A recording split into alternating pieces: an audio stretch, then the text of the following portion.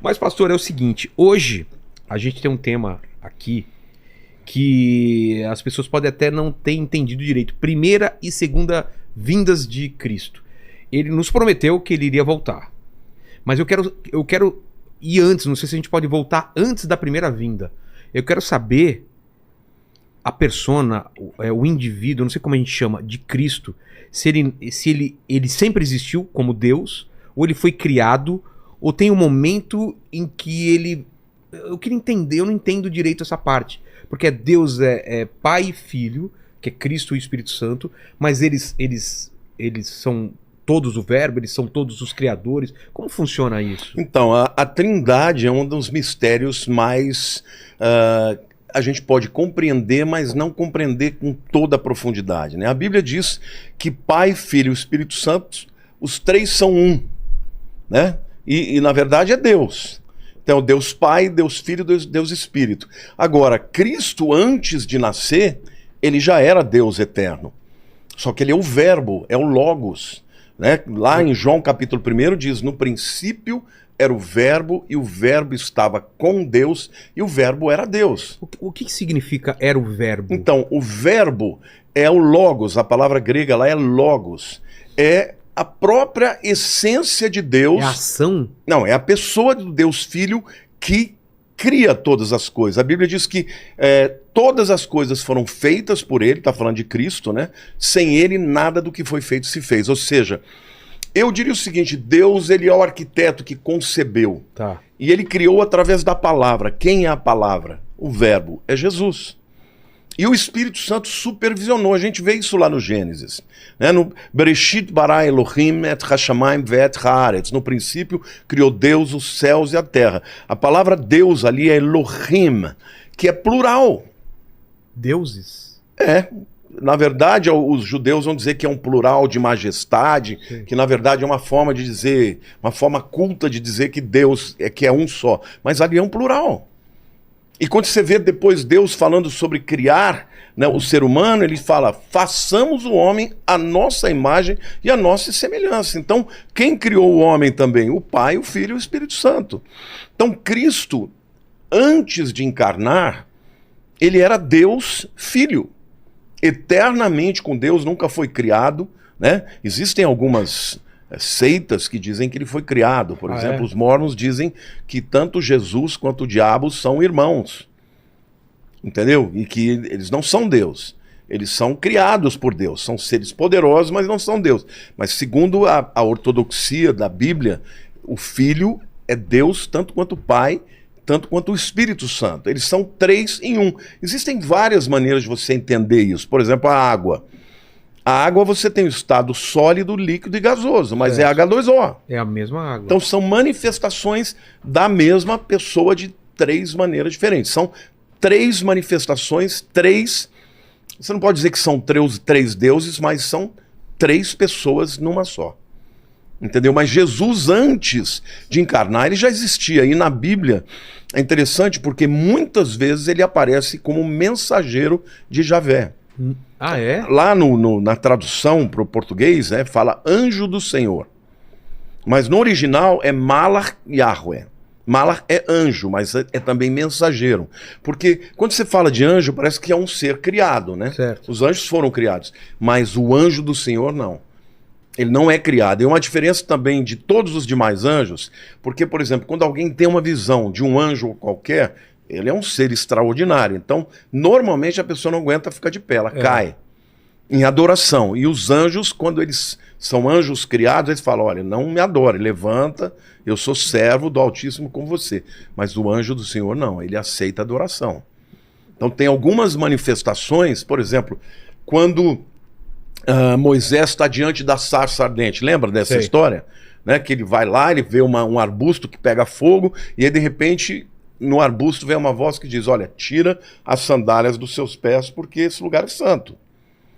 E aí ele tira e ali Deus fala com ele. Ali é o Senhor Jesus que está falando com ele.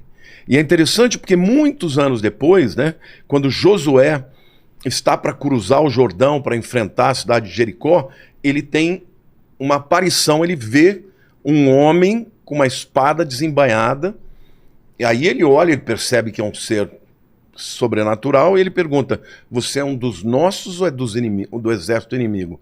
Aí ele diz: não, eu sou o capitão dos exércitos do Altíssimo. Tira as sandálias dos seus pés, porque esse lugar é santo. Quer dizer, de novo, ordena que ele tire as sandálias, ou seja, ali é Jesus. Então Jesus já começa a agir antes de aparecer como homem. Agia como o mensageiro. Eu não gosto de usar o anjo do Senhor, porque parece que confunde, é o criatura. Não, é o mensageiro. Hebreus capítulo 1 diz assim, olha: tendo Deus outrora falado de muitas vezes, de muitas maneiras, aos pais, pelos profetas, nos últimos dias nos falou pelo Filho. Então, Jesus, quando ele encarna, quando a gente chegar lá nós vamos falar sobre isso, ele é a manifestação exata de Deus. Ele é a expressão exata do seu ser, como diz a palavra. Mas no Velho Testamento ele já agia. Ele é o verbo que criou todas as coisas. A Bíblia diz: todas as coisas foram feitas por ele. E sem ele nada do que foi feito se fez. Tem também o trecho que diz assim, né? E o verbo habitou entre nós, cheio de graça e verdade, e vimos a sua glória como unigênito do Pai. Ele é o Deus Filho, ele é a manifestação exata de quem é Deus. Quando Filipe chegou e perguntou para Jesus: Senhor, mostra-nos o Pai. Ele disse: quem vê a mim, vê ao Pai. Eu sou igual ao Pai. Ele diz: eu e o Pai somos um. Aí os judeus falam: não, mas isso é idolatria, porque tem mais de um Deus, isso é politeísmo. Não é, porque a palavra, tem um texto que eles usam muito, né? Que fala, né, que Deus, ouve ao Israel, o Senhor Deus é o único Senhor, aí é o Shema Israel, né? E fala que Deus é um, só que essa palavra Echad, um, também se refere a uma unidade que pode ser plural. No caso de Cristo, ele é um com o Pai, é um com o Espírito Santo, mas são pessoas diferentes. Então esse é um mistério que nós não conseguimos quantificar e nem entender completamente, porque extrapola, né, transcende o nosso entendimento. Mas antes da encarnação, ele já atuava muito. Por exemplo, no princípio era o Verbo, e o Verbo estava com Deus, e o Verbo era Deus. Isto é uma alusão, isso é João capítulo 1. É uma alusão a Gênesis 1. No princípio criou Deus os céus e a terra. Então, Deus o Pai, ele dá o comando, mas quem executa é o Verbo. Porque como é que Deus criou o universo? Pela palavra. Quem é a palavra? É Jesus. E depois, em seguida, o texto diz: e o Espírito de Deus pairava sobre as águas. É o Espírito Santo. Então o Pai, o Filho e o Espírito, os três estavam atuando juntamente na criação. Então, a luz, quando se fala faça-se a luz, tem alguma relação com Jesus ou não? Não, Jesus é a luz do mundo também. Mas não é nesse caso. Alguns afirmam que tudo criou a partir da luz que é Jesus, porque ele é o Criador, né? Yehi or, haja luz, e houve luz. Só que ali não pode ser Jesus, porque Jesus não foi criado, ele já existia. Entendeu? Mas ele é a luz do mundo. João também diz, né? Jesus falou, né? Ele tem diversas metáforas que ele usa para explicar quem ele é. Eu sou o pão da vida, né? Eu sou a água da vida, eu sou a luz do mundo, eu sou a porta. Ele usa metáforas para explicar para as pessoas quem ele é.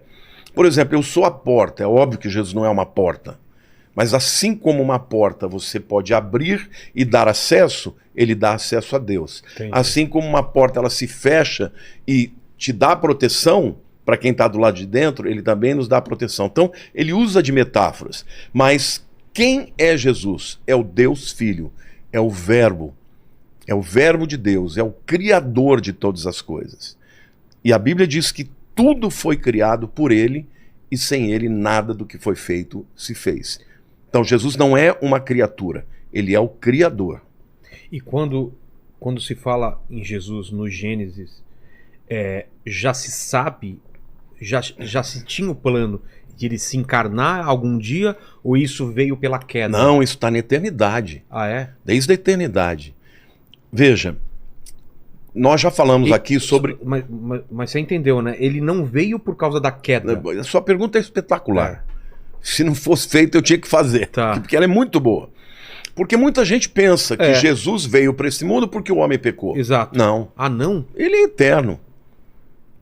Tudo foi feito por ele e para ele. A Bíblia diz, por ele, por meio dele, para ele são todas as coisas. A Bíblia diz que aprove a Deus fazer convergir em Cristo todas as coisas. Cristo é o plano A de Deus. O Deus eterno, o Deus soberano, sempre soube que esse era o plano original. Ah, então quer dizer que Deus fez o homem pecar? Não, não é isso. É que, veja, do ponto de vista de alguém que é eterno, que sempre existiu, mas alguém que sabe tudo, e alguém que pode tudo, o que veio primeiro? O que ele sabia que o homem ia cair, ia precisar de um redentor, ou o fato dele ser soberano e decidir tudo? Para mim, a soberania dele está no mesmo nível do conhecimento dele, né? A onisciência dele. Então, Cristo já existia. Olha, tem um texto de Apocalipse que eu acho extraordinário para responder a tua pergunta. Apocalipse 13:8 diz assim, está falando ali Apocalipse 13 fala da besta, né? Fala do falso profeta, do anticristo.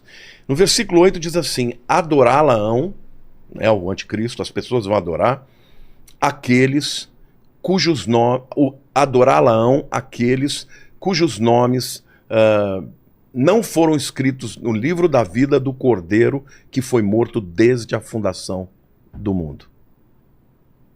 O que está dizendo ali? Que na época do anticristo, quem não tiver o nome escrito no livro da vida vai adorar a besta, o anticristo. Mas ali tem uma verdade que é extraordinária. Do Cordeiro que foi morto desde a fundação do cosmos. Caramba. Então, a morte de Jesus, embora tenha tido, né, uma data no mundo físico, ela sempre aconteceu. Já estava na eternidade. Entendi. Ele morreu antes de nascer. Caramba. Entendeu? Então, qual o significado disso, pastor? Desse sacrifício já está previsto, né?